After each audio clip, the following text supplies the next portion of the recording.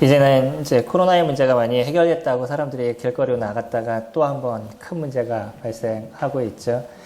네, 참 재밌는 부분을 보는 것 같아요. 이번 코로나의 문제가 터지면서 교회도 조금 어려움에 대한 부분들이 없지 않아 있었지만, 네, 저희가 이렇게 이제 살펴보면 꼭 건드려야 되는 어떤 부분들이 건드려지는 것 같다라는 느낌이 있습니다. 뭐 신천지의 문제라든 아니면 교회 중에서도 좀 어떤 잘못된 모습을 갖고 있는 교회의 모습이든 또 사람들이 너무 뛰어다니는 거 좋아하는 클럽이든 이런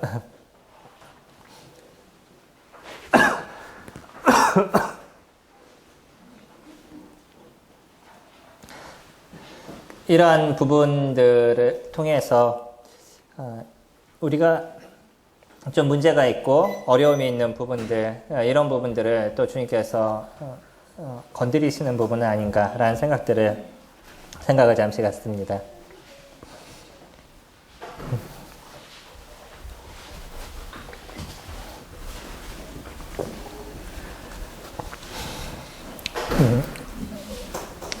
악한 것을 일으키는 부분들은 결국은 사단이 이루어가는 것이지만 그것을 통해서 새로움을 만들어가는 것은 하나님께서 하시는 일이죠. 사단은 끊임없이 이런 어떤 바이러스나 이런 부분을 통해서 우리에게 아픔을 주고 고통을 주는 일들을 이뤄가려고 노력을 합니다. 결국 이 코로나의 문제로 우리는 사람들이 함께하는 부분들에 대한 어려움들을 계속 가져가게 되죠. 사회적 거리두기를 하는 모습은 이 어려움을 우리가 벗어나는 문제가 되고 또 지금 그런 게 잘 이루어져서 어느 정도 해결이 됐는데 또 생활적 거리두기는 계속적으로 앞으로도 해야 된다라고 얘기를 하죠. 이런 문제가 결국은 사람과 사람이 만나서 관계를 맺어가고 또 서로가 그 속에서 또 우정을 나누고 사랑을 나누고 이러한 부분들을 하지 못하게 만들어가고 있는 거죠. 혼자 생활하는 것이 자연스러워지고 또 그것이 아무런 문제가 없는 것처럼 생각돼 가는 이런 일들이 계속적으로 발생하고 있습니다. 별 수 없이 우리도 사회적 거리두기를 이루어가고 있지만 결국은 성도와 성도 간의 어떤 교제들 또 함께 사랑을 나누는 부분들 이런 부분들이 점점 어려워져 가게 되고 있는 거죠. 그러다 보니까 교회의 모습도 이제 교회 안에 또 이런 부분들이 많이 침투하고 들어오는 부분들이 생기기 때문에 저희가 교회 안에서의 어떤 생활들, 성도들과의 어떤 관계의 모습들 이런 것들을 어떻게 이뤄가야 되는지에 대해서 더 고민하고 생각해야 될 필요가 저희들에게 놓여 있다라고 생각이 됩니다. 저희가 세상에 희망이 되는 교회에 대한 부분을 이 데살로니가 교회를 통해서 계속적으로 살펴보고 있습니다. 데살로니가 교회가 아름다움의 모습들을 드러내고 또 교회로서 잘 성장하고 영적으로 변해가는 모습들은 단순하게 어떤 한 교회가 잘 해나가고 있어 라는 것으로서 끝나는 것이 아니라 그 교회가 세상에 어떤 영향력을 미치는 일들을 이뤄가고 있냐는 거죠. 저희들도 오랫동안 복음을 위해서 수고했고 이 복음의 가장 중요한 그 사람의 거듭남을 위해서 많은 노력과 수고를 해왔던 교회 중에 하나의 교회입니다.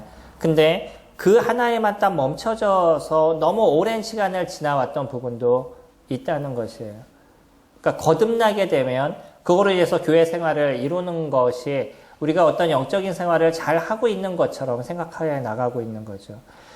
하나님께서는 그러나 우리에게 무엇을 얘기하시냐면 이 교회가 세상에 어떻게 빛된 일들을 이루고 이 교회가 세상에 어떠한 영향을 미치는 일들을 이뤄가고 있냐는 거예요. 저희도 언제나 고민하지만 저희가 이곳으로도 이사 온 지가 지난주에 4주년, 저희 4주년이었죠. 또 저희 같이 선물도 나누는 이런 시간들도 가졌는데 4년 동안에 우리가 이곳에서 주님을 섬겼는데 이 주변에 있는 사람들이 과연 이 교회에 대해서 얼마만큼 알고 있냐는 거죠.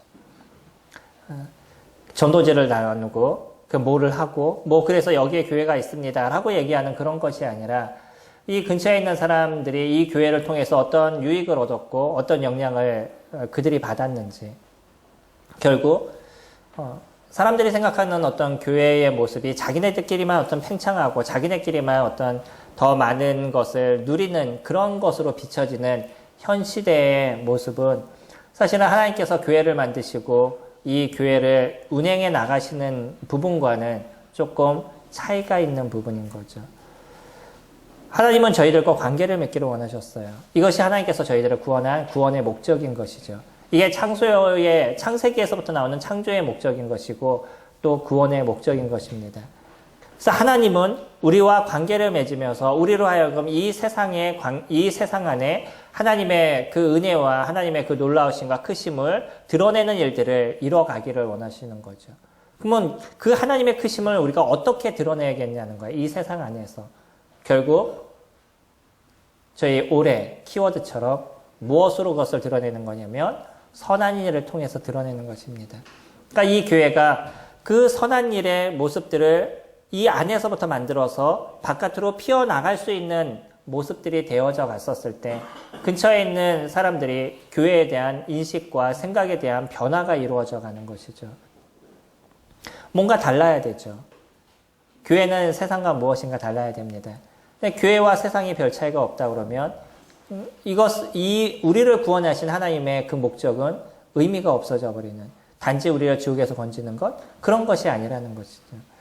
하나님과 관계가 온전해지면서 선함이 무엇인지를 저희들이 배워가는 것이고 그 선함을 나타내는 일들을 이 세상을 통해서 이루어가서 때로는 세상의 아픔과 고통과 어려움을 당하는 사람들에게 어떻게 우리가 그들에게 다가가고 그들을 돕고 그들에게 위로하는 시간들을 저희가 가져갈 수 있는 건지, 이것이 우리가 가야 될 그 교회의 모습이다라고 생각이 됩니다. 이게 우리가 세상에 희망을 주는 교회의 모습인 거죠. 그러기 위해서는 저희 안에서의 모습에서 정확한 그 변화의 모습들이 만들어져 나가야 되고, 이 안에서 이 성도들과의 실질적인 교제의 모습들이 온전한 모습들로 이루어져 나가야 되는 거죠. 안에서 사는 바가지가 밖에서도 된다고. 안에서 온전하지 않는데 어떻게 밖에 가서 바른 것을 이루어갈 수 있겠어요? 그렇기 때문에 교회 안에서의 모습들, 어떻게 우리는 그러면 그 희망이 되는 교회로서 어떻게 이 안에 있는 성도들의 교제들을 이루어갈 수 있을지, 오늘은 그 부분을 같이 살펴보도록 하겠습니다.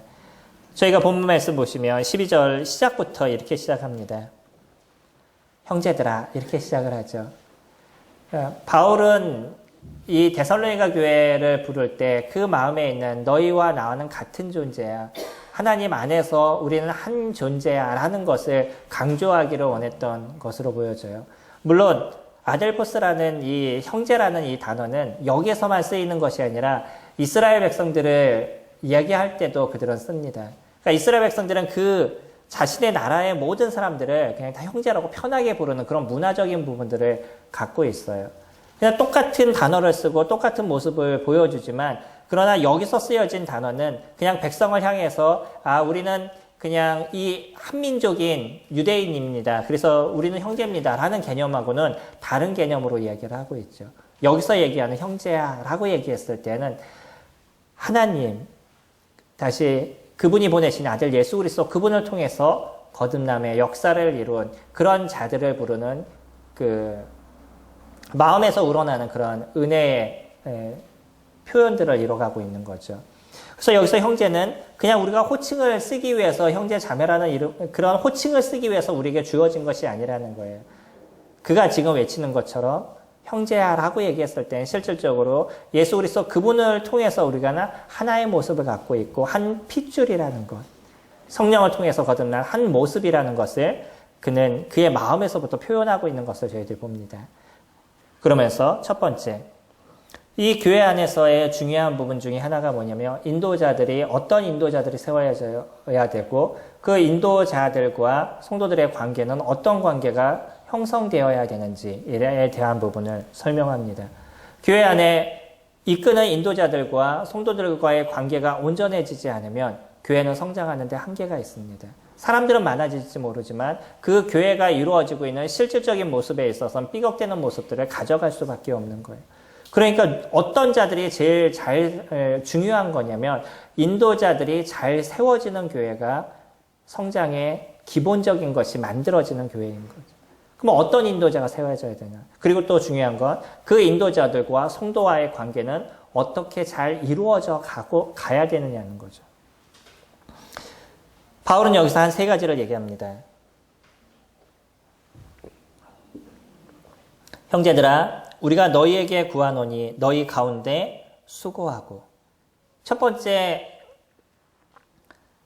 인도자에 대해서 얘기할 때 그 인도자는 어떤 일을 하는 사람이어야 되냐면 수고하는 자다라고 얘기를 해요. 물론 이러다 보니까 일꾼들만 일을 하고, 그래서 인도자들만 일을 하고 성도들은 일을 하지 않나, 이런 것을 얘기하지 않는다는 거 충분히 아시죠? 이게 잘못되다 보니까 다른 교회 가서 보는데 장로들은 화장실 청소를 하고 청년들은 놀고 있고 이런 모습들이 지금 비일비재하게 나타나고 있어요. 지금 그런 걸 얘기하지 않는다는 겁니다. 여기서 얘기하는 장로는 어떤 성도들의 다른 것과 상관없이 아까 말씀드렸던 그 장로 형제님이 그냥 우리 구역에 오늘 청소하는 날이에요 라고 얘기하면서 혼자 가셔서 그 점심시간에 청소하는 모습을 봤을 때 이분의 그 어떤 심령이나 마음이 어떤 마음을 갖고 있느냐라는 그 모습을 제가 보았습니다.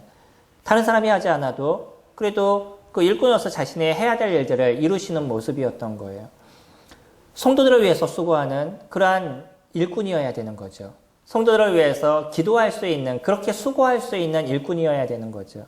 일꾼이 그냥 나는 그 교회에서 세움받은 자야 라고 해서 성도들은 나를 보아줘야 되고 또 성도들은 내 말을 따라줘야 돼. 이렇게 얘기하는 그런 일꾼이 아니라 수고할 수 있는 일꾼이어야 된다는 것. 교회를 위해서 기도할 수 있는 것. 어떤 분은 어떤 교회의 메시지를 제가 들어본 적이 있는데 그 형제님은 이건 수치로 정확하게 얘기하기 위해서 하신 것이 아니라 그냥 일반적으로 그분이 생각하는 것을 얘기를 하셨어요. 뭐라고 얘기하시냐면 교회의 장로는 몇 시간은 성도들을 위해서 기도해야 됩니다. 그리고 그 구역장은 최소 30분 이상은 기도해야 됩니다. 이렇게 얘기하시더라고요. 그 수치가 중요한 것은 아닙니다. 그러나 그분이 얘기하기 원했던 그런 중심이 있었던 거예요. 뭐냐면 최소 일꾼이라고 세워져 있는 존재들이라고 그러면 그들은 교회를 위해서 하루에 1시간, 2시간, 30분 그만큼은 기도할 수 있는 자여야 된다는 거죠. 그런 기도의 모습을 갖고 있지 않는 사람들을 일꾼이다 얘기할 수 없다라는 것입니다. 일꾼은 그렇기 때문에 수고하는 자여야 돼요. 그것이 기도를 위해서 수고해야 되고 말씀을 위해서 준비하는 데 수고해야 되는 것이고 그리고 또 실질적으로 교회를 위해서 움직이는 수고의 모습들이 있어야 되는 거죠. 타이틀을 딱 갖고 그냥 나는 이런 존재야 라고 얘기하는 것, 그것이 아니라 움직여 가야 된다는 거예요. 특히 어디에서 많이 수고가 이루어져야 될 것이냐면 일꾼들도 일꾼이 갖고 있는 은사들이 있습니다. 그 자신이 갖고 있는 은사에 대해서는 특출한 부분들을 드러낼 수 있는 일들을 이뤄가야 되는 거죠. 재밌는 거는요. 여기 수고하다라는 단어는 일반적으로 어떤 때 많이 쓰이는 거냐면 육체적인 일을 하는 그런 수고를 이야기를 합니다. 장로들은요. 그래서 이 일꾼들은요. 남들보다 더 많은 움직임이 있으셔야 된다는 거예요. 우리가 여기서 인도자라고 얘기했었을 때는 성경에서는 여러 모습으로 일꾼들을 얘기를 하죠. 때로는 목사라는 표현을 쓰기도 하고요. 그건 일반적인 이제 교계에서 우리 기독교 안에서 쓰여지고 있는 단어가 목사라는 단어를 쓰고 그리고 감리교에서는 감독이라는 단어를 쓰게 되죠. 저희들은요 장로라는 단어를 쓰죠. 이게 어떤 단어를 쓰느냐 그것은 중요하지 않습니다. 뭐냐면 그 사람들이 인도하는 교회를 이끄는 인도자의 모습을 가져가고 있다는 거예요. 그런 인도자가 추앙을 받는 삶을 살아가는 것이 아니라 어떠한 일을 이루어가야 되느냐면 수고하는 일을 이루어가야 되는데 그 수고가 여기에서 얘기할 땐 육체적인 것을 중심으로 얘기해주고 있다는 거예요. 그러니까 뭔가 움직이고 그 섬김의 일들이 잘 이루어져 나가야 되는 그런 존재가 되어야 된다는 거죠. 이게 그 인도자의 기본적인 모습인 겁니다. 우리 교회도 좋은 인도자들이 많이 세워져 나가야 돼요. 이 일을 위해서 선생님들이 많은 기도가 필요할 겁니다.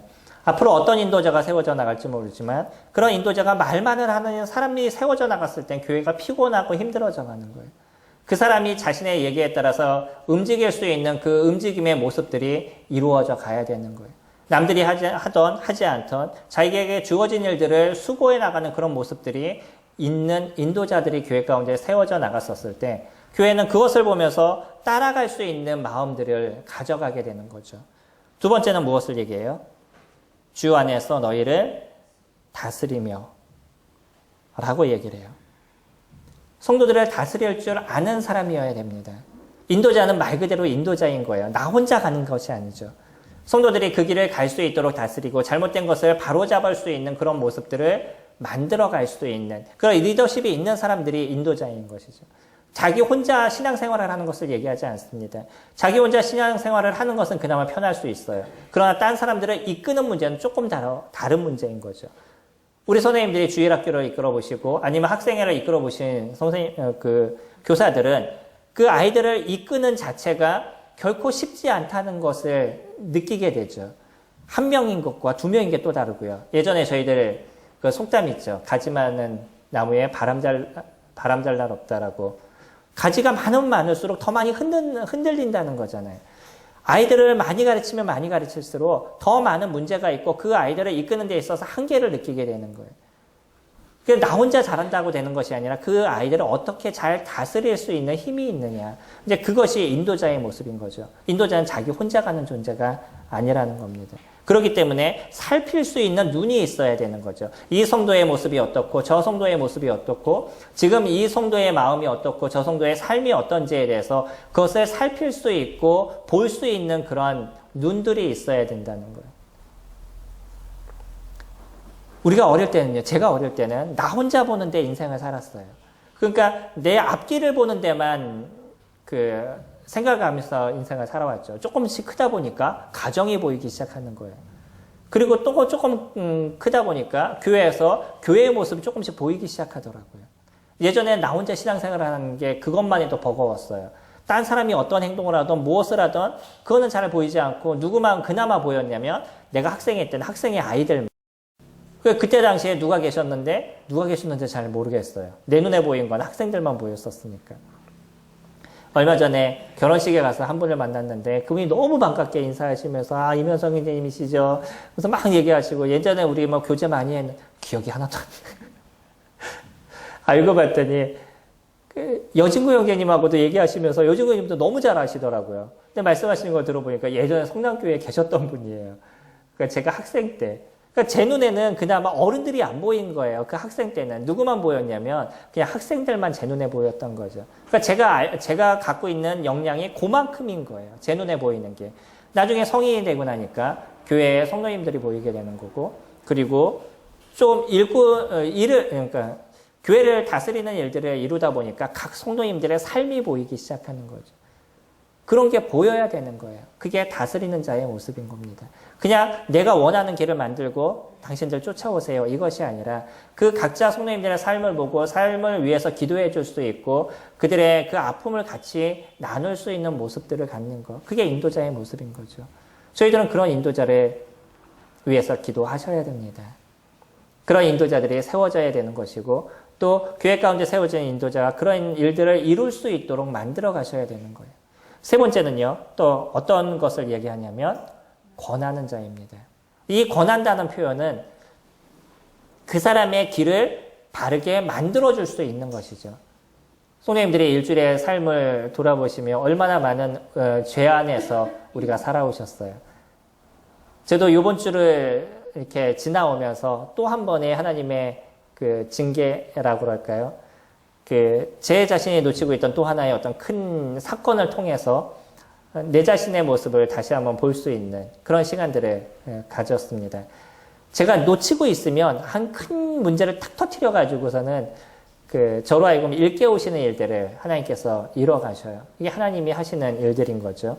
근데 내가 그것을 계속 모르고 여전히 잘못된 길을 이렇게 걸어가게 될 때는 교회 안에서 누군가 그 일을 바로잡을 수 있는 사람이 있어야 되는 거죠. 요즘 아픔이 되는 건 뭐냐면 성도님들에게 성도님들 이렇게 하셨으면 좋겠습니다 라는 얘기를 하기가 너무 어려운 시대가 돼버렸다는 거예요.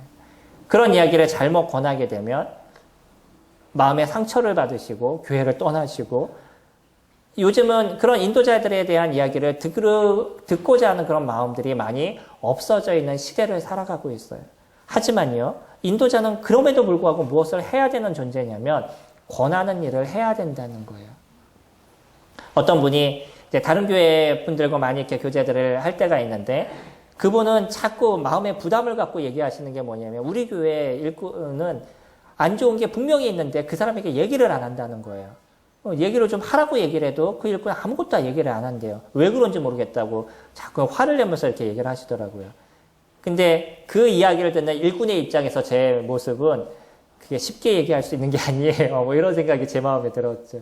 왜냐하면 그냥 딱 얘기해서 고쳐줄 수 있으면 좋을 것 같지만 그 사람의 상황과 그 메시지를, 그 이야기를 들을 수 있는 어떤 상태와 이런 것을 보면서 얘기를 해줘야 되지 그냥 안 좋은 거 보인다고 당신 이거 잘못됐어 이거 바꾸세요 이렇게 얘기할 수 있는 게 아닌 거죠. 쉬운 것이 아니라는 거예요. 그 사람의 문제를 분명히 알고 있어도 그 문제에 대해서 정확하게 찝어서 얘기하고 있는 것이 그렇게 한다는 것이 결코 쉬운 것은 아닙니다. 하지만 뭐 해야 되냐면 교회 일꾼은 그와 같은 일들을 이룰 수 있는 부분들이 되어야 되는. 그래서 잘못된 길에서 바꿔주고 죄 가운데 있는 모습에서 변화시켜주고 그래서 다시 하나님을 보고 걸어갈 수 있도록 만드는 일들을 이루는 것이 인도자의 모습인 거예요. 그러니까 어느 때 그것을 얘기할 것이냐, 얼마만큼 참아야 될 것이냐, 언제 그 마음을 돌이키게 할 것이냐 그런 어떤 타이밍이나 이런 부분들을 잘 볼 수 있는 힘이 있어야 된다는 거죠. 그게 인도자의 모습입니다. 이런 인도자가 교회 가운데 세워지면 교회가 얼마나 편안하고 안심이 되겠어요. 성도님들이 나의 어떤 모습들을 내가 잘못된 모습 속에 있는데 그것을 잘 얘기해주고 바르게 이끌어줄 수 있는 사람이 있다 그러면 얼마만큼 안심된 삶을 살아가실 수 있겠어요. 그러지 않으시나요? 나도 잘 몰라요. 근데 내가 잘못된 길을 가고 있는데 그것에 대해서 정확하게 얘기해주고 거기서 돌이켜야 될 것에서 말해줄 수 있는 사람이 있다 그러면 전 좀 안심이 될 것 같아요. 나를 봐줄 수 있는 사람이 있다는 것이. 이것이 교회가 온전한 길을 갈 수 있는 모습입니다. 그러면요, 이런 인도자들에 대해서 성도님들이 어떻게 대해야 되는지에 대해서는 15절부터 이야기를 합니다. 14절 끝에 보면 첫 번째 뭐라고 얘기하냐면 권하는 자들은 너희가 알아라 라고 이야기를 하고 있어요. 사실은 이 안다는 표현이 여러 가지를 우리가 얘기할 수 있겠죠. 안다라는 것이 그냥 그것을 아는 것으로 얘기하는지 그 깊이를 얘기하는 건지 안다라는 것도 조금 다르잖아요. 데살로니가 교회에 인도자가 있는 것을 성도들이 알겠어요? 모르겠어요? 알겠죠. 근데 왜 너희들이 그것을 알아라 라고 표현하겠어요? 네.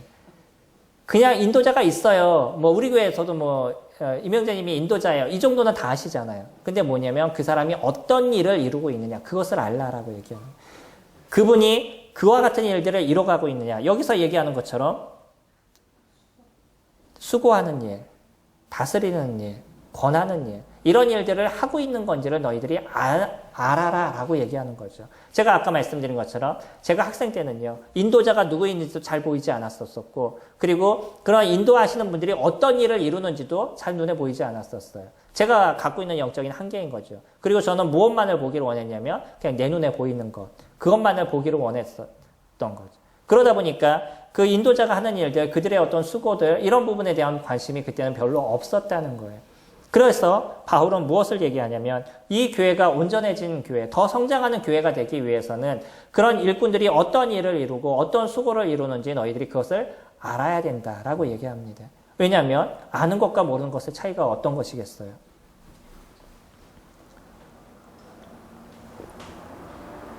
내가 그것을 모르고 그냥 그렇게 주일만 왔다가 집에 가고 그냥 내 시간 하나 붙잡고 살아가는 데만 마음을 쓰고 있으면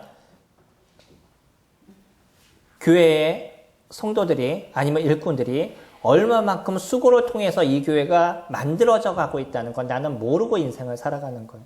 그냥 그렇게 당연한 것 같아요. 주일날 오니까 모든 것이 다 정리되어 있고 주일날 오니까 찬양이 불러지고 메시지를 전하고 시간에 맞춰서 다 흘러가고 그리고 그 다음 주에 오고 그냥 자연스럽게 돌아가는 것 같아요. 근데 여기에는 얼마나 많은 수고가 있는지 아시죠? 찬양을 하기 위해선 주중에 있는 찬양 팀들이 서로가 누가 할 건지에 대해서 정하고 그리고 찬양을 어떤 건지 할 건지에 대해서 먼저 올려주고 그러면은 피아노 치는 자매들은 그 한번 훑어보고 다시 연습하고 어떤 또 같이 찬양을 준비하시는 분들은 주중에 그 올라온 찬양을 갖고 연습해서 오고 이런 게 있다는 거 아시나요? 그냥 찬양을 인도하는 분이 갑자기 나와서 찬양 인도하고 뭐 이런 것이 아니라는 거예요. 주중에서 계속 준비하는 가운데서 그것이 저희가 한 주 안에 이루어져 나가고 있는 거죠. 그것을 아는 것과 모르는 것의 차이가 얼마만큼 크셔요. 모를 때는 그냥 그런가 보다라고 지나가지만 그들이 그렇게 수고하는 모습을 내가 알게 되면 저들이 얼마만큼 수고해서 내가 이 시간 예배 드릴 때 얼마나 편안하게 내 마음을 다 드려서 주님 앞에 감사를 드릴 수 있는지에 대한 것을 내가 알게 되는 거죠. 감동이 훨씬 큰 것입니다. 교회 인도자가 교회를 위해서 그렇게 수고하고 노력하는 것을 내가 알게 되면 그런 수고를 통해서 내 영적인 삶이 붙잡아지는 삶을 살아가고 있구나. 내 영혼의 어떤 잘못되는 부분들을 저들의 기도를 통해서 내가 앞으로 가고 있는 삶을 살아가는 거구나. 이것이 그냥 내가 잘해서가 아니라 교회의 많은 성도들을 통해서 이루어지는 그런 일이었구나라는 것을 내가 깨닫게 되면 거기에 대한 감동이 우리는 크게 이루어지는 것이고 그리고 내 삶에 가는 것이 그냥 나 혼자의 문제가 아니었다는 것을 저희들이 알게 되는 것이죠. 그것을 알라라고 얘기하는 겁니다. 그것을 알게 되면 내가 왜 영적으로 변해가는 인생을 살아야 되는지도 계속적으로 고민하게 되는 것이에요. 13절 그들의 역사로 말미암아 사랑 안에서 가장 귀히 여기라. 두 번째는 그렇게 얘기하죠. 그런 인도자들의 귀히 여기라는 것입니다.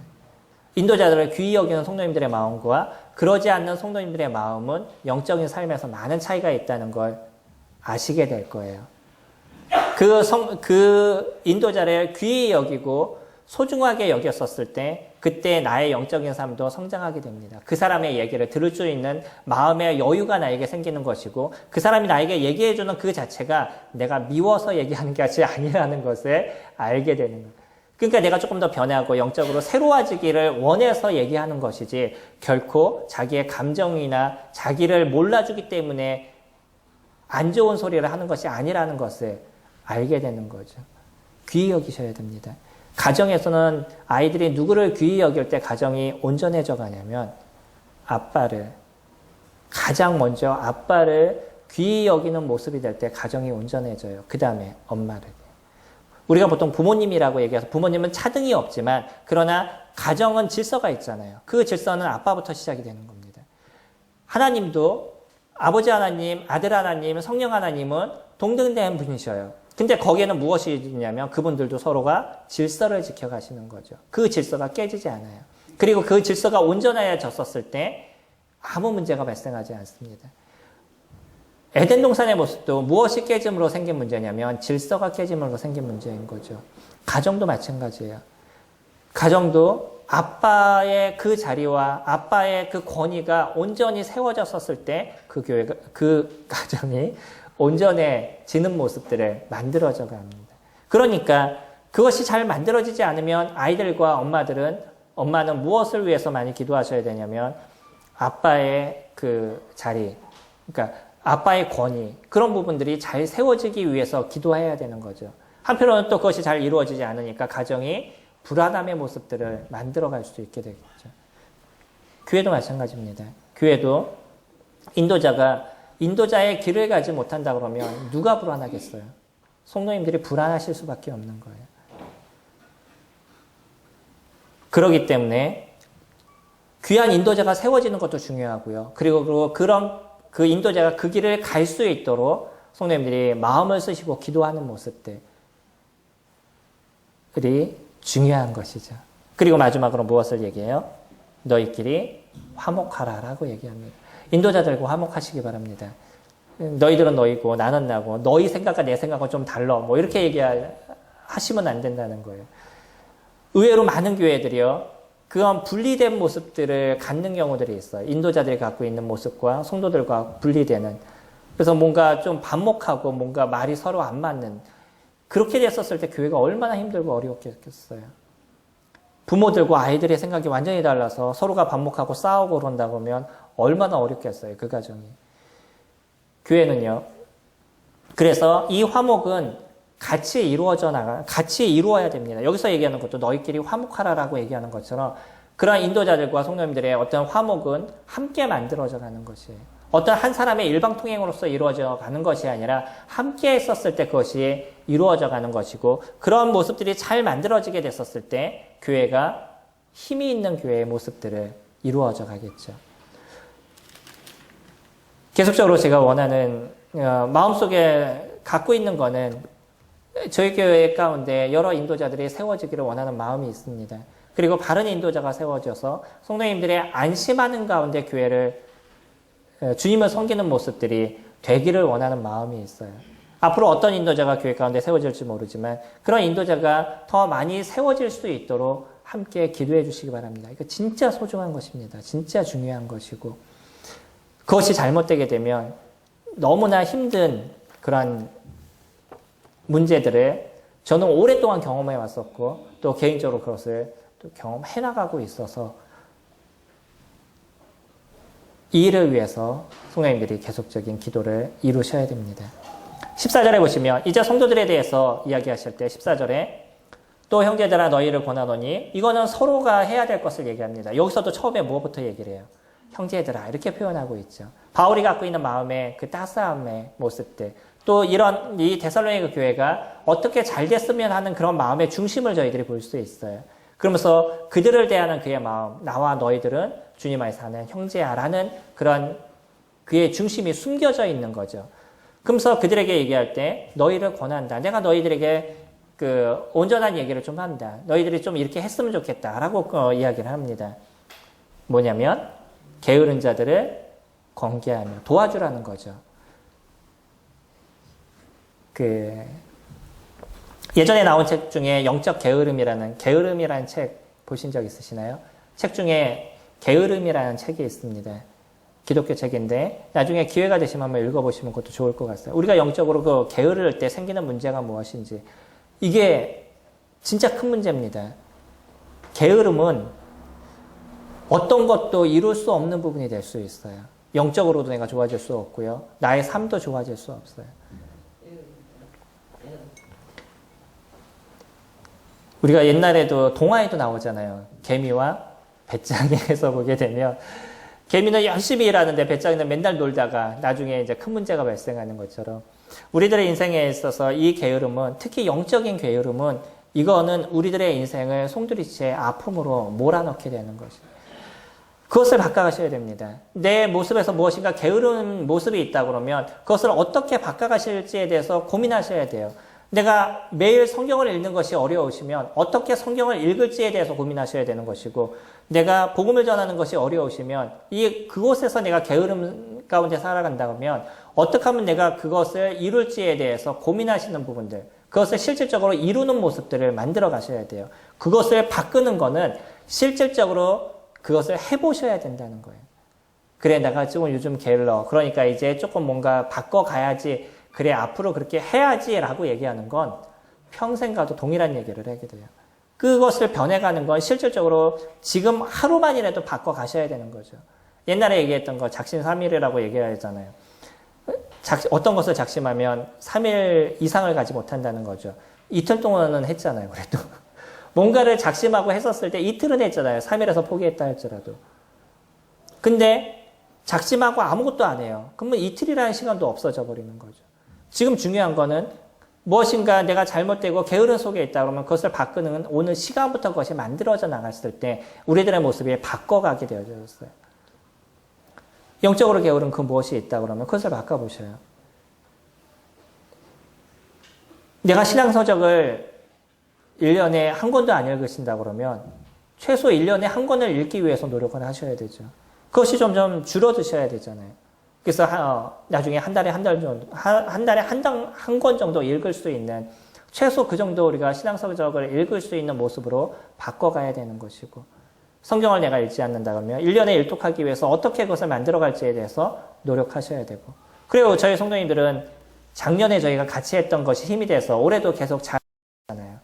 한번 도전해보니까 그것이 잘 이루어진 분은 올해 하는 것이 그렇게 문제가 되지 않는 거예요. 근데 그것을 도전해보지 않으면 내년이 없어져 버리는 거죠. 두 번째는요, 마음이 약한 자들을 격려하라라고 이야기를 합니다.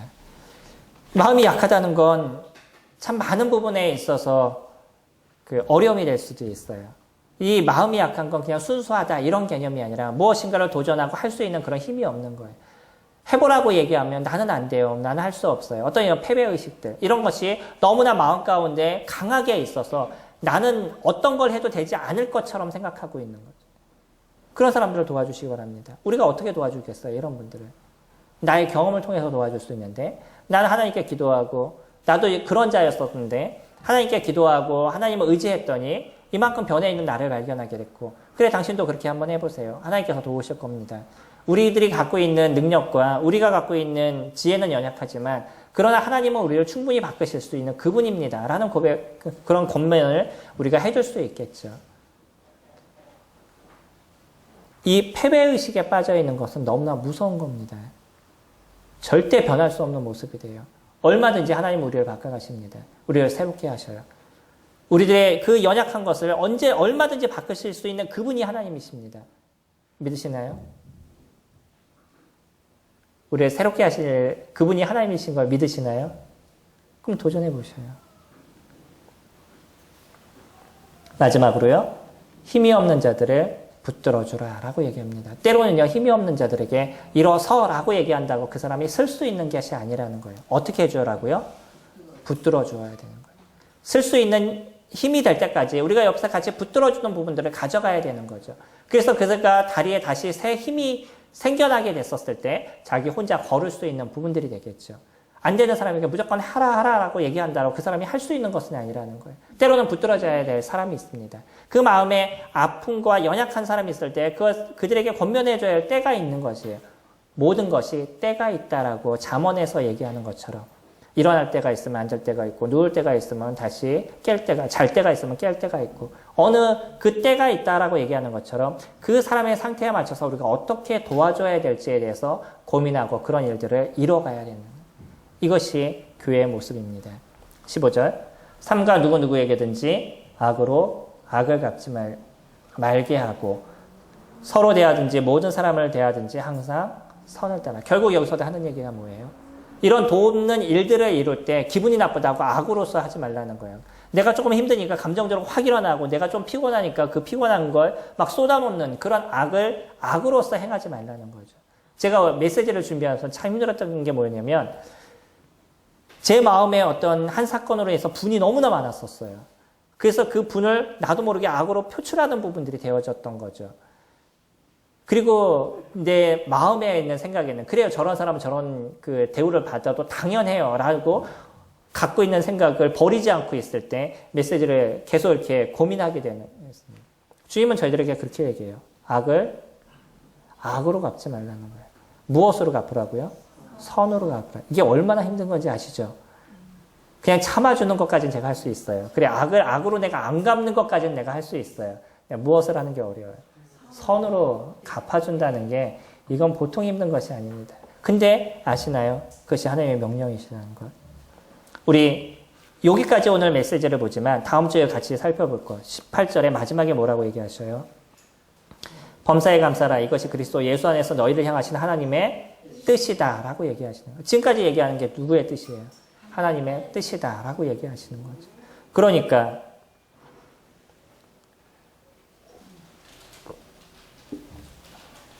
모든 사람을 대하든지 항상 선을 따르라 라고 얘기합니다. 이거는 성도들만을 이야기하지 않는다는 걸 알죠. 모든 사람이라고 표현하고 있어요. 이게 교회 성도들의 교제의 모습입니다.